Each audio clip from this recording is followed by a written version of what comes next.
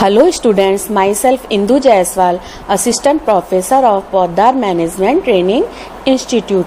Today I will teach about factor affecting अधिगम को प्रभावित करने वाले कारक। जैसा कि हमने पहली वीडियो में जाना कि अधिगम से तात्पर्य है व्यवहार में वांछित परिवर्तन। जो पहले व्यवहार था, सीखने के बाद उसमें क्या परिवर्तन आया, वही अधिगम है। आपने कई बार अनुभव किया होगा कि कुछ बच्चे बहुत जल्दी सीख जाते हैं और कुछ बच्चे बहुत धीमी गति से सीखते हैं।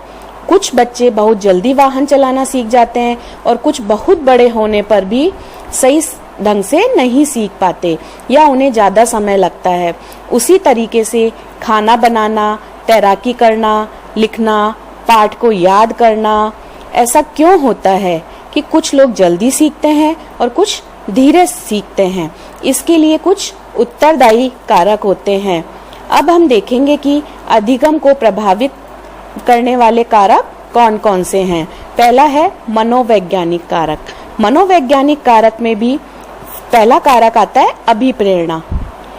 यानी यदि कोई अच्छा काम करता है और हम कह देते हैं वाह, तो यही क्या है? अभिप्रेरणा। यानी कि अभिप्रेरणा एक ऊर्जा की तरह काम करती है। हर किसी में प्रशंसा को प्राप्त करने की एक चाह होती है। जिस व्यक्ति के जीवन में अभिप्रेरणा का अभाव होता है, वो उसे लगता है कि वह कार्य कर पाएगा या नहीं।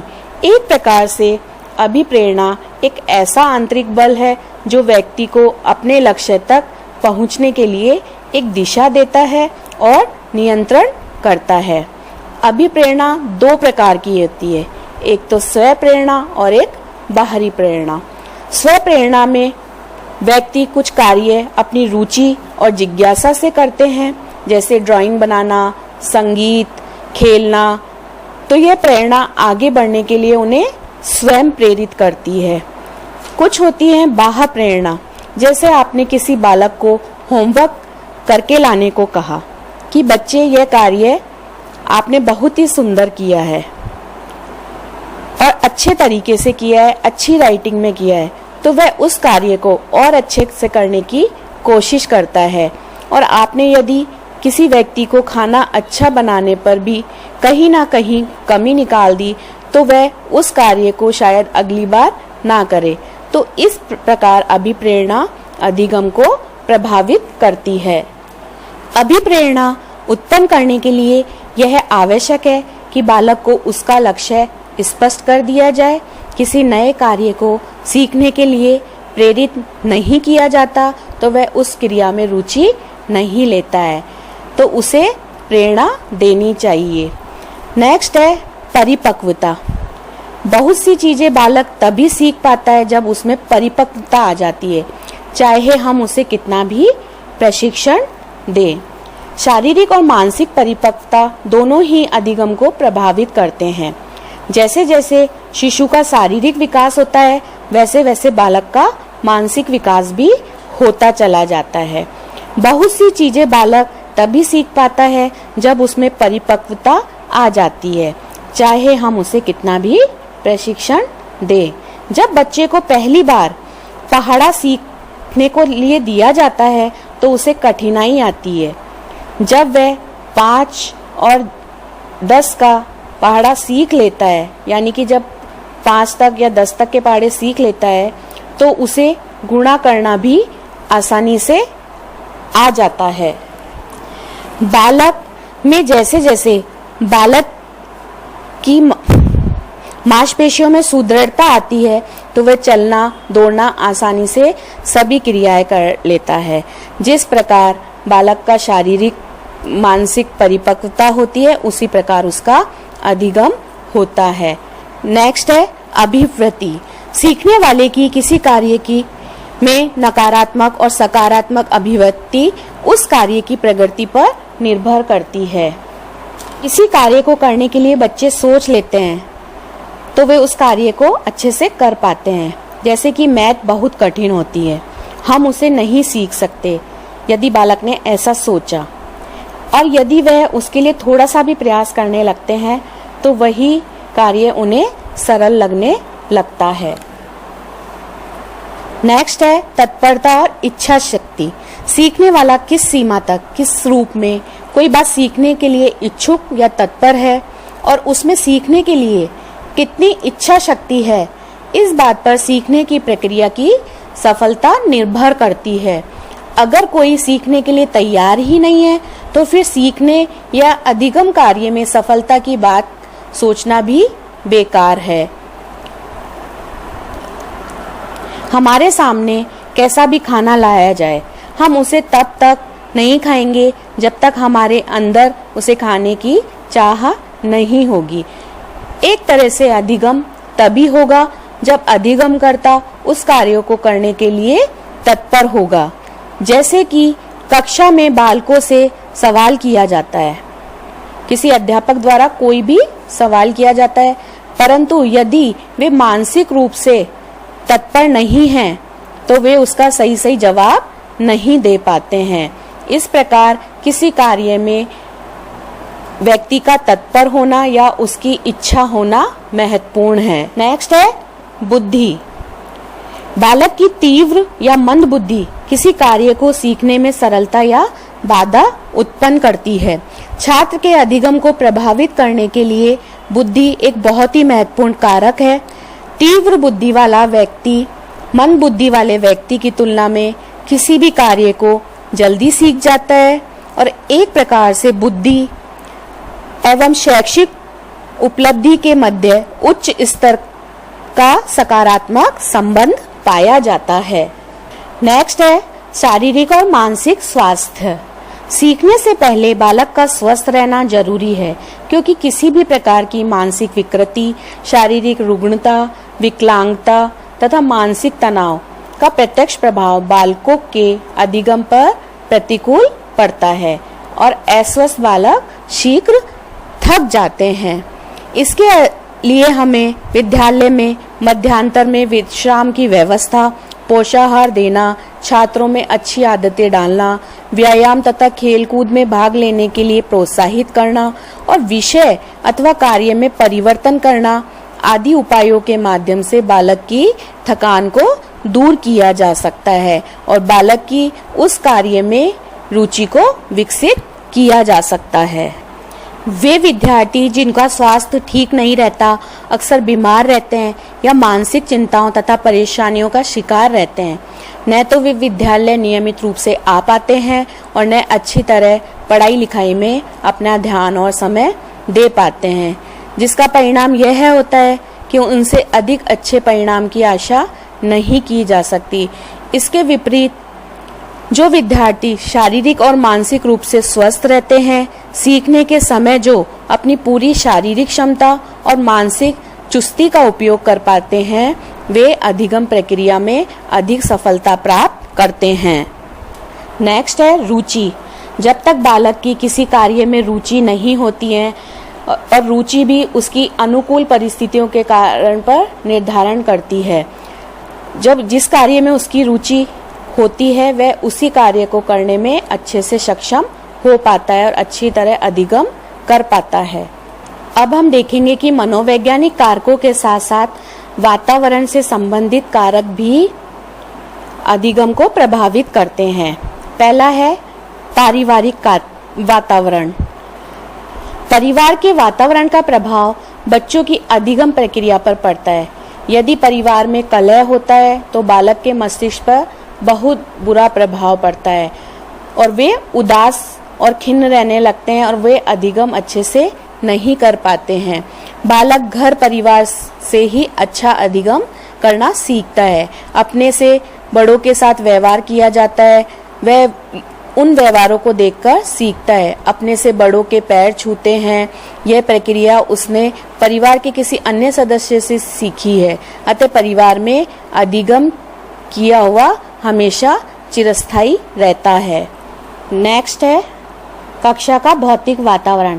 कक्षा में छात्रों को भौतिक वातावरण जैसे प्रकाश, वायु, कोलाहल आदि की समुचित व्यवस्था नहीं मिलती, तो ऐसी स्थिति में छात्रों का मन अधिगम से उचाट हो जाता है।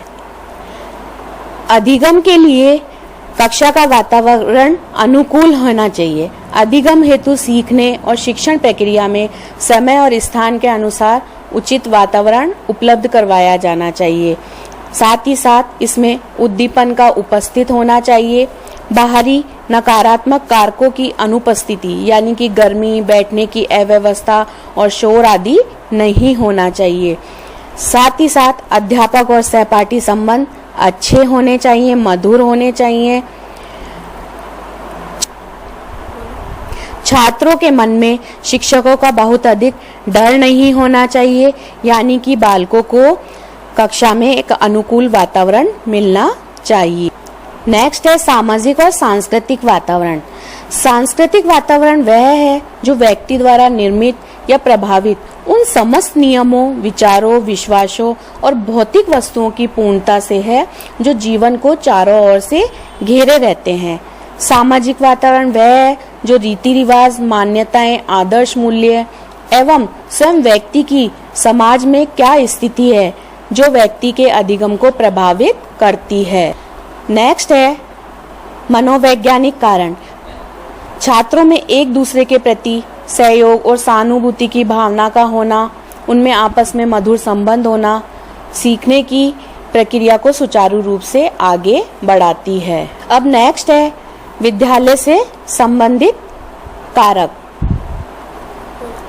विद्यालय भी अधिगम प्रक्रिया को प्रभावित करते हैं।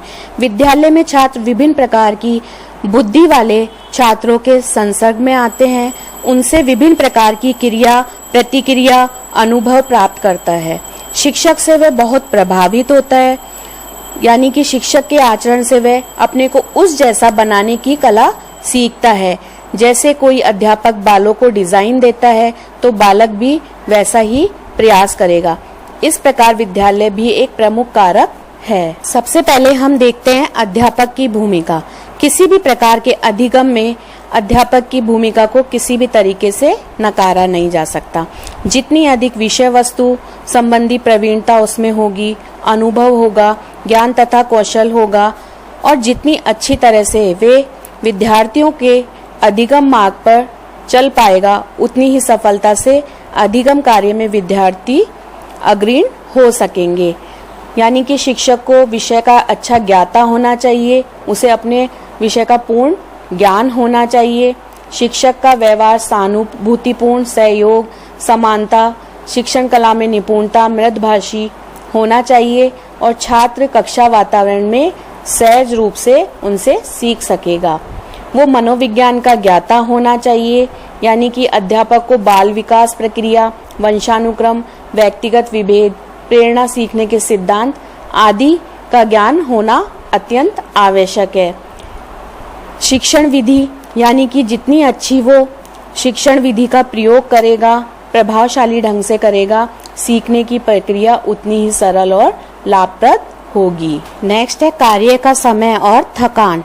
छात्र किसी कार्य को देर तक करता है तो उसे थकान का अनुभव होता है और थकान का अनुभव होने से वो अधिगम प्रक्रिया को ठीक ढंग से नहीं कर पाता है। अगला है उचित अधिगम सामग्री। किसी भी अधिगम कार्य में जहां अधिगमकर्ता के सीखने के लिए उपयुक्त अधिगम सामग्री और सुविधाएं प्राप्त होती हैं, उसे आशाजनक सफलता प्राप्त होती चली जाती है। इसके विपरीत वे विद्यार्थी जिन्हें सीखने में सहायक आवश्यक सामान, अधिगम सामग्री और सुविधाएं जैसे पाठ्य पुस्तक, लिखने पढ़ने की अन्य सामग्री, पुस्तकालय, प्रयोगशाला संबंधी सुविधाएं, गृह कार्यों को करने के लिए आवश्यक समय और सुविधाएं प्राप्त नहीं होती हैं, तो वे अधिगम प्रक्रिया में पिछड़ जाते हैं। अगला है पाठ्य सहगामी क्रियाएं। शिक्षा में मनोविज्ञान के योगदान के रूप में आज पाठ्यक्रम में अनेक प्रकार की महत्वपूर्ण सहभागी क्रियाओं को स्थान दिया जाता है, जैसे वाद विवाद प्रतियोगिता, निबंध प्रतियोगिता, लेख कहानी, कविता, अंतराक्षरी, भ्रमण, छात्र संघ, खेलकूद, अभिनय और संगीत। यदि ये पाठ्य सहगामी क्रियाएं किसी विद्यालय में नहीं कराई जाती है तो बालक शिक्षण कार्य या अधिगम प्रक्रिया में अच्छे से भाग नहीं ले पाता है। नेक्स्ट है सीखने की अवधि। हमारे देश में कुछ ऐसे विद्यालय हैं जिनमें समय चक्र पर पर्याप्त ध्यान नहीं दिया जाता है। यही कारण है कि ऐसे विद्यालयों में पहुंचने पर प्रातः के कालांशों में छात्र जिस उत्साह और तत्परता से सीखते हैं उतना मध्याह्न और अंतिम कालांशों में नहीं सीख पाते। अतः विद्यालयों में कालांशों की व्यवस्था इस प्रकार की जानी चाहिए जिनमें छात्रों को पर्याप्त विश्राम मिलता रहे और समस्त कालांशों में वे समान रूप से परिश्रम कर सके। समय विभाग चक्र बनाते समय मौसम, बालकों की योग्यता, रुचि और व्यक्तिगत भेदों को ध्यान में रखना चाहिए। नेक्स्ट है भाषा शैली। अधिगम प्रक्रिया पर अधिगम की जाने वाली विषय वस्तु की प्रकृति, आकार और भाषा शैली का भी बहुत अधिक प्रभाव पड़ता है। विषय वस्तु के विभिन्न तत्वों जैसे स्तर, भाषा, संगठन आदि का किसी न किसी रूप में अधिगम पर प्रभाव पड़ता है। इसलिए यह आवश्यक है कि विषय वस्तु उद्देश्यपूर्ण, जीवन से संबद्ध, बोधगम्य, क्रमबद्ध, रुचिकर और बालकों के स्तर के अनुसार होनी चाहिए और कठिन से कठिन विषय वस्तु को सरल भाषा में बालकों के समक्ष प्रस्तुत किया जाना चाहिए ताकि वे सरलता से उसे सीख लेता है। विषय वस्तु बालकों को पढ़ाने से पूर्व अध्यापक को उससे जुड़े उद्देश्य और उपयोगिताओं को स्पष्ट कर देना चाहिए, क्योंकि उपयोगी वस्तु ही बालक जल्दी सीखता है। इसके अलावा विस्तृत विषय वस्तु से वह शीघ्र ही ऊब जाता है और छोटे पाठों को वह जल्दी से ही ग्रहण कर लेता है। इसके अलावा विषय वस्तु को छात्रों के समक्ष प्रस्तुत करने का क्रम सीखने की प्रक्रिया को पर्याप्त रूप से प्रभावित करता है। इसलिए क्रम सरल से कठिन की ओर होना चाहिए। इस प्रकार हमने देखा कि अधिगम को बहुत से कारक प्रभावित करते हैं, जिसमें शिक्षक से संबंधित कारक, शिक्षा से संबंधित कारक, विषय वस्तु के आकार से संबंधित कारक, अधिगम व्यवस्था से संबंधित कारक, वातावरण से संबंधित कारक, ये सभी कारक और शारीरिक और मानसिक कारक, ये सभी कारक अधिगम को प्रभावित करते हैं।